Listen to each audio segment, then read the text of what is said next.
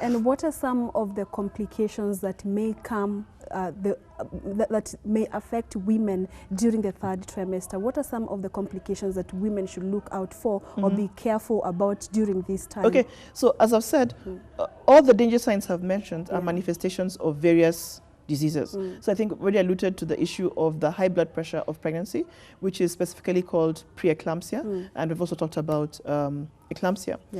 If you have a rupture of the membranes, you can get what we call chorioamnionitis. So that's an infection of the membranes and the uterine. And for the woman, they can actually get endometritis. That's an infection of the uterus itself.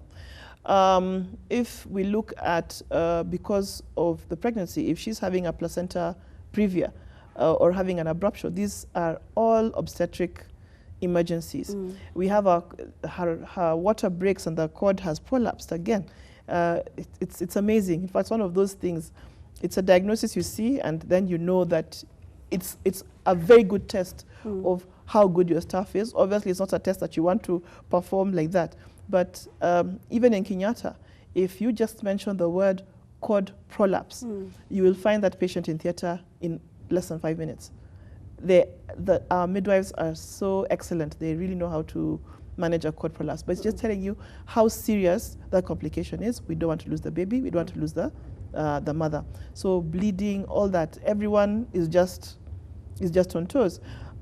Unfortunately, a lot of these complications just come all of a sudden. So there's no real that you'd say that, oh, I'm waiting for this to happen and this is going to tell me. Does it have anything to do with immunity, or what exactly happens? No, these are things, they just happen. For like the blood pressure in pregnancy, what we just know, it's relative to how the placenta has formed in the early part of the pregnancy.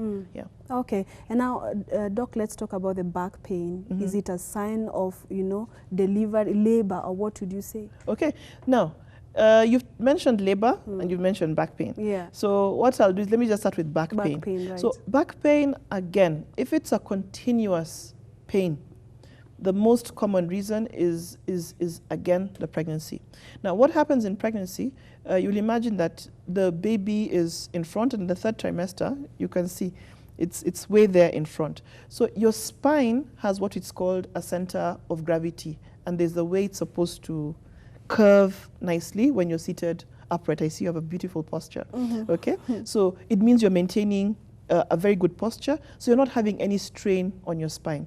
Now, what happens with the baby? It shifts your center of gravity.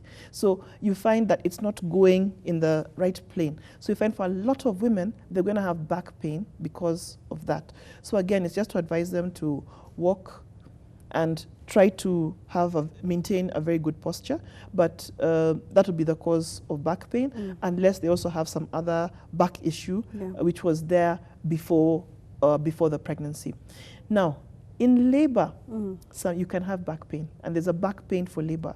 Now, what would be different about back pain of labor and a back pain because of any other, maybe an illness or what I've mentioned, the shift in gravity? So again, the same with abdominal pain. If you have a continuous abdominal pain, that is not labor. Labor, what is very specific about it is that it's intermittent. Okay, that means it's something that comes and goes, comes and goes. So maybe initially it will come maybe every 1 hour. It comes for a very short time, oops. You feel like contraction, tightening, or that back pain, because some people, depending on the position of the baby, they may not experience abdominal pain, they'll experience only the back pain. Goes, it comes back. Then maybe every 30 minutes, maybe every 20 minutes, maybe every 10 minutes. So if you notice, over time, the duration or the interval between the contractions is going to be reducing. And the duration of the contractions is going to increase. So maybe the pain was 1 second, starts being 5 seconds, 10 seconds, 20 seconds.